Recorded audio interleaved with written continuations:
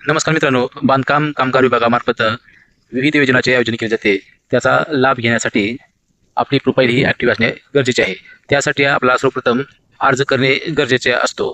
तर तो अर्ज व्यवस्थित जर केला तर तुमचा तो अर्ज ॲक्टिव्ह राहणार आहे. म्हणजे तुम्हाला अगोदर तो अर्ज केल्यानंतर तुमचा अर्ज नामंजूर न होणे हे दक्षता घेणे गरजेचे असते. तर त्यासाठी तुमचे आधार कार्ड असो किंवा तुमचे काम केलेले प्रमाणपत्र असेल किंवा इतरही डॉक्युमेंट असतील, ते संपूर्ण व्यवस्थित ओळखू येण्यासारखे स्पष्ट असे असायला पाहिजे व तुमचा कामाचा पुरावा 9 दिवसाचा हा देखील व्यवस्थित लिहिलेला पाहिजे. हे संपूर्ण डॉक्युमेंट व्यवस्थित जर असेल तर तुमचा अर्ज हा नामंजूर होणार नाही. हे सर्वप्रथम तुम्ही लक्षात घ्या.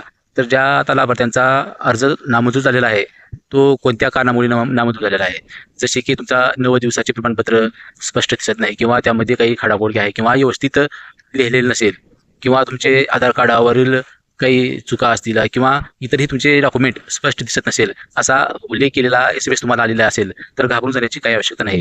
तर तुम्हाला काय करायचे, नंतर तुमचे हे डॉक्युमेंट सर्व व्यवस्थित आणि एकदा संपूर्ण व्यवस्थित चेक करायचे आहे आणि नंतर घेऊन जायचे आहे तुमच्या तालुक्याच्या केंद्रावरती आणि तिथे रिसबमिट करायचे आहेत.